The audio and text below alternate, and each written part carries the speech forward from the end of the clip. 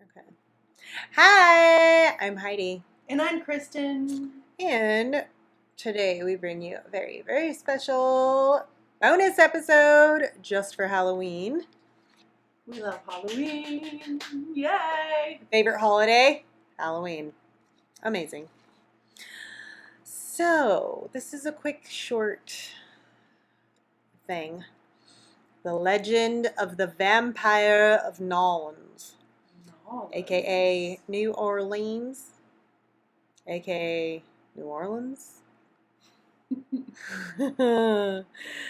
Jacques Saint Germain, maybe Comte de Saint Germain. Legends say that a man by the name of Jacques Saint Germain arrived in New Orleans sometime in the early 1900s. He is said to have lived at 1039 Royal Street. Not only was he handsome, but he was also wealthy, charismatic, mysterious, and entertaining. Somebody we want to be friends with. Man of the people, a ladies' man. Ladies' man. Just Pretty so we can, boy. shoot him down. Pew, pew. So it's no wonder he was so popular among the NOLA elite. Jacques was often seen walking with beautiful women arm in arm in the French Quarter. He sounds kind of dreamy. Except I don't really like parties. I'm really an introvert. We're not socialites. It's very We're not weird. Social people. We're social with the people we like. Yeah. But if we don't, bye-bye. Okay. So Jacques enjoyed throwing elaborate parties, which all the local socialites would attend, and his parties were highly anticipated by many who enjoyed fine wine, delicious cuisine, and the always great entertainment. Maybe a little piano playing. I like food. Some singing. I like me some food. Some dancing. Food's good. All the rest of it can just go away, but food, yeah. Yeah. A little drinky drink. Mm-hmm. I'll just drink wine and coffee. Not wine, water. I meant water. She'll drink wine. She's allergic to I'm wine. allergic to grapes. It's really stupid. She's not drinking wine. I saw wine and said it. But the favorite part for most of his visitors were his stories of France and Egypt and Italy, etc., etc., etc. World traveler. It sounds like fun. It is fun being a world traveler. I know, you've done it. This girl has been literally around the world. All right. So his visitors were elated and a bit confused when he told stories of events that happened hundreds of years ago. I'd be a little confused. Yes. How are we getting these stories, sir? As if he were there himself. He told these stories in great detail. Details that, nobody else would have unless they were actually there. Sounds like he was a historian. Maybe. Maybe some insider knowledge? Maybe. Most people didn't put too much value into his stories, though, as being real, but rather just enjoyed them as tales. Tall tales. I love a good tall tale. So, not long after he arrived in New Orleans, Saint Germain claimed he was a direct descendant of the Comte de Saint Germain, a close friend of King Louis XV in the 18th century. What? It's interesting. It is a little crazy. His claim... Comte. Count. Yeah. Okay. It's just Comte. It's C-O-M-T-E. Comte. Yeah. Count. But it basically is the Count. I know, right? Yeah. Right? Yeah. More intriguing. So this claim was skeptical, but his resemblance to the Comte was undeniable. So twinning, apparently, and I can't find any pictures of Jacques Saint Germain, but there are portraits of Comte Saint Germain. Okay. And they say that they were identical. Who says? Everybody who saw them. Ooh. Everybody who saw him in person next to the portrait of the Comte. like him. Right. And there's no pictures of... There's no real pictures of Jacques, but there are pictures of an actor who played him. So there's that. Or who played the Comte. It's very confusing. It's interesting, though. Yeah, very weird. All of the portraits of the Comte Saint-Germain were of a man in his 40s, which just happened to be the same age Jacques was when he arrived on the NOLA scene. And so that's when rumors started to spread that Jacques Saint-Germain might very well be the Comte Saint-Germain himself. Immortal and ageless. We all strive to be. I put caffeine drops under my eyes today, y'all. We both did. We were like... I think I need more water, though. We need to put that on there to, like, you know, make this stuff better. We're aging gracefully. We're gorgeous. We are. Own Fabulous. that. Gotta own that shit. All right. Where am I? Jacques neither confirmed nor denied these rumors either. Because, I mean, why would you? He seemed to enjoy the mystery of it all. Mystery is fun. Jacques seemingly loved to watch his guests enjoying his wonderful food, without partaking in any of the feasts himself. So he just sat there staring at everybody. And telling stories. And didn't eat anything. Interesting. And it is said that he would always just have a big glass of red wine in his hand.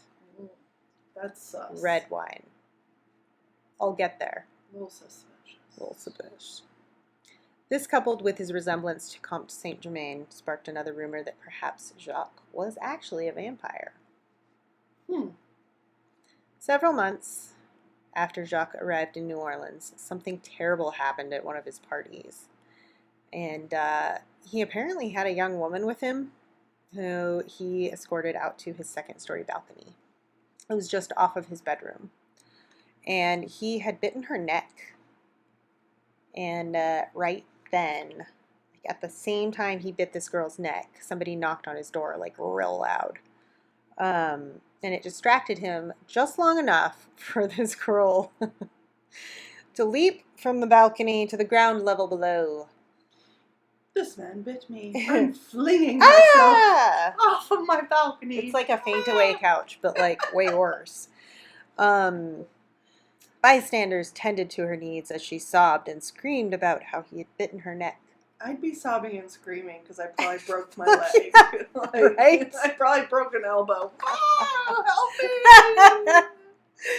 Oh yeah, and my neck's bleeding. And my neck's bleeding, and there's bite marks on it. What? Anyway, the woman was taken to the hospital for treatment, where police just thought she was becoming delusional because that's what happens with women oftentimes. We're all delusional, right? A little bit. According to the patriarchy. Okay. I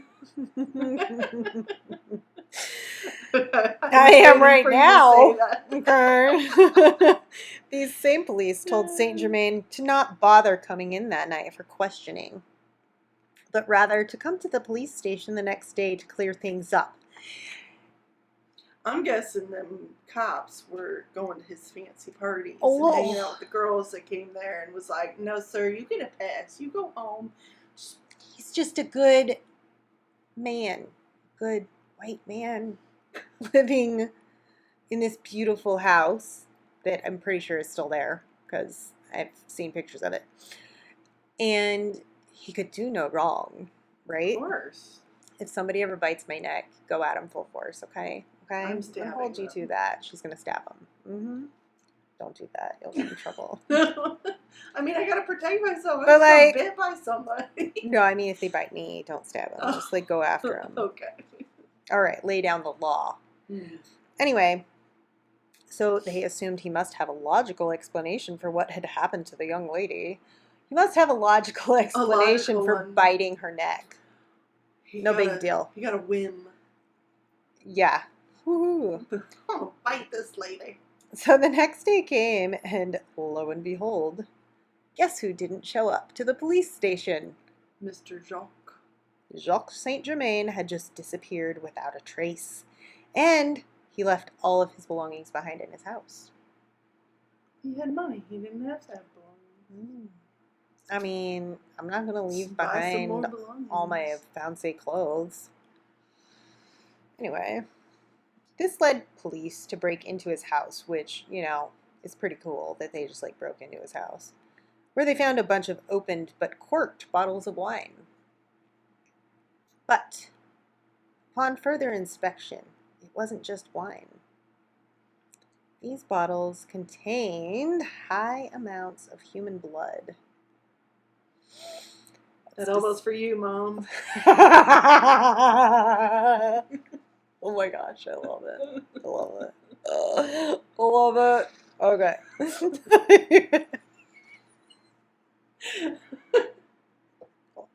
Hold, please. I love you. Love you, Mom. They also found clothing of his from different periods, like different time periods, different eras, like going way back. And they all had blood stains on them. No holes, but blood stains. So it wasn't like himself being injured. He was biting people. Because he was a vampire. He was a real life vampire. I am the count. Ha ha. A one. Oh my gosh, yes. Amazing. There have been claims from people who say they've seen him around. Still in New Orleans, by the way. There were sightings in the 1970s of him out in the streets where people would just see him for like a brief moment, and then when they looked back, he was just gone. He would just disappear. Which, I'm going to be honest, when there's a ton of people in New Orleans, it's real easy to disappear. It is probably pretty easy to disappear down there, but interesting that people still have sightings of him. Right. Yeah.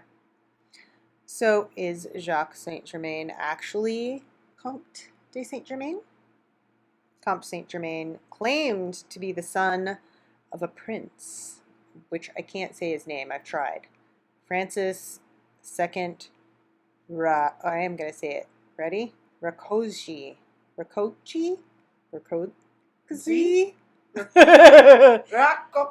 Of Transylvania. So he claims he's the son of a prince in Transylvania. Like, hello. Do you need any more proof? I mean, I don't. I want to believe, like, so bad, though. Which is said to just be speculation, but many people believe it to be fact. So, there's that. Well, when you have nothing to disprove. Right. You kind of go on the assumption. Yes. That all things point to. There's a lot of circumstance. Vampire. Lots of circumstantial evidence for me. Both Jacques Saint Germain and Comte Saint Germain spun wild tales, and Comte claimed to have had conversations with Cleopatra and the Queen of Sheba. That's pretty amazing. And said he had been present during remarkable historical milestones, many of which took place over 500 years prior. Was there already books of history, though, depicting these things? And maybe he just was full of money? Comte Saint Germain was from the 1800s, so I don't know. Right. Well, didn't know. There's a lot of stories about him. So many so that they've actually done like documentaries and stuff about him. Yeah. Not Jacques, but Comte. Right. And that's like a whole nother story. Many of these took place over 500 years prior. And he also claimed to be over 500 years old. So, like, either this dude's totally wacko, or he's a vampire. Perhaps Saint Germain is only one man. Perhaps not.